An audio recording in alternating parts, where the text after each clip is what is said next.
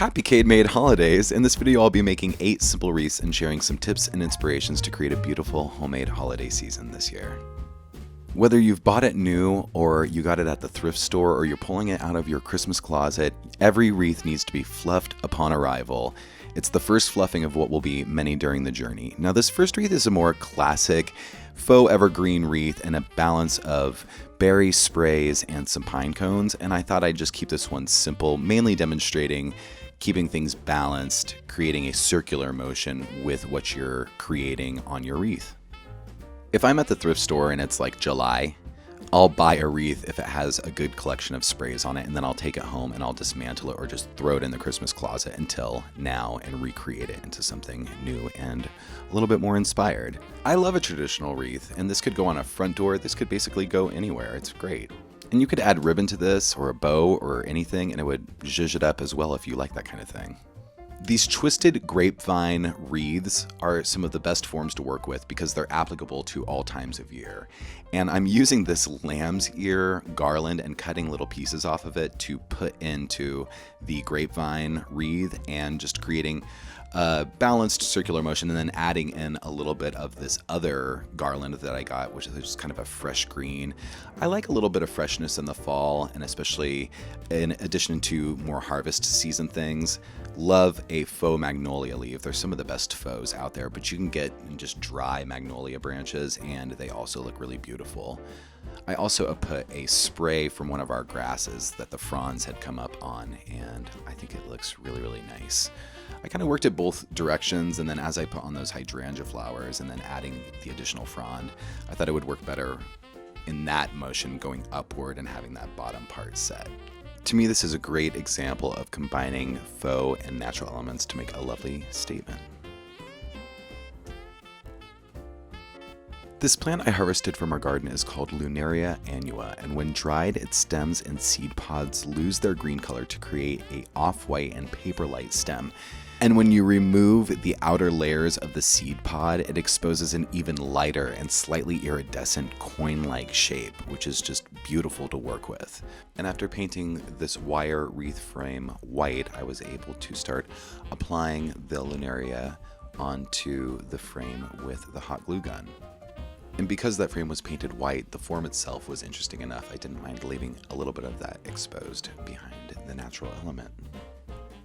I was able to locate that you can buy stems of this on Amazon, for example, or just you can Google Lunaria annua stems, dried stems, and they're able to be shipped to you. And because they're so light, I can't imagine that shipping costs that much at all. I finished off this wreath by applying dried flowers from our oak leaf hydrangea plant. And the finished piece is one of my favorite of these. It just is so lovely, and I look forward to showing you where I placed it in our home to capture the light. I intentionally purchased this rather sparse evergreen wreath to demonstrate how easy it is to increase its volume by adding additional greenery. After disassembling part of a eucalyptus garland, I used floral wire to attach those parts thoroughly around the wreath and somewhat randomly, but more so just naturalizing it into the wreath itself.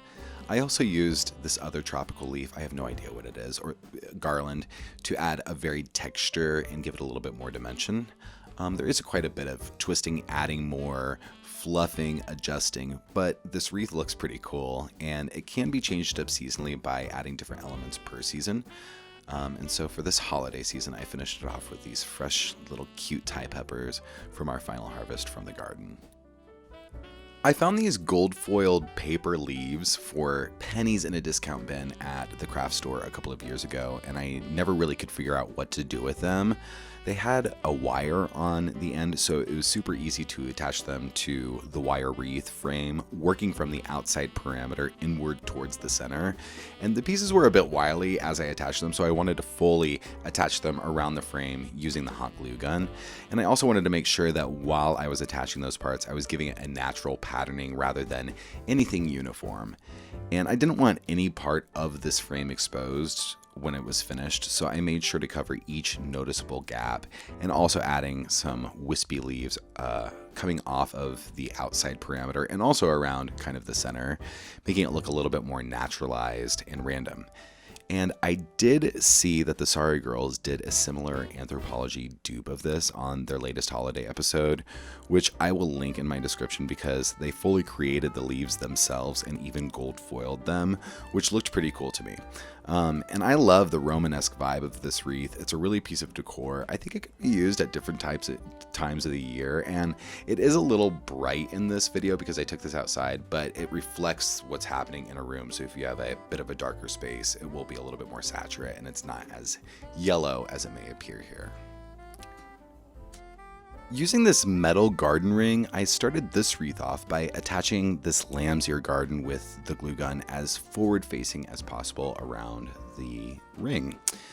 I'm just in love with this lamb's ear garland. It's a really nice fresh green color, and its soft texture makes it feel a little bit more natural than some other faux florals, so I like that about it. And I also attached individual pieces of the eucalyptus garland just to give us a varied texture and finish it off for this season with some of these white foam berries, which can also be exchanged for red berries if you'd prefer that. But I just like how light and elevated this wreath feels and can be used in many different occasions and seasons. It's just really nice and friendly and fresh. Using this natural brush material wreath base, I thought it would be nice to combine a few plumes from the grasses in our yard this year and combine it with faux Jacobea stems. So I found a nice placement for each of the grass plumes so that they were just sort of cascading along the interior, and then on the opposing side I used the Jacobea to fill it in until it felt nice and balanced with the grass plumes. And I just started with the larger pieces of the Jacobea and then added the smaller ones for filler where I needed it. And I just thought that the color story here was really nice. It has this beautiful circular movement, and it's definitely workable in a variety of different design styles. I thought it would also be cool to wrap this natural toned rope around the top and just tie it nice and tightly and then glue it down to use as an alternative way of hanging a wreath, which I thought was kind of cool.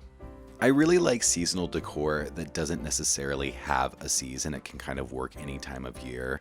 And what I love about wreaths is you can kind of put them together and then pull them apart and put them back together and find a new thing and add some and take some off at later dates. And it just is really a malleable piece of decor.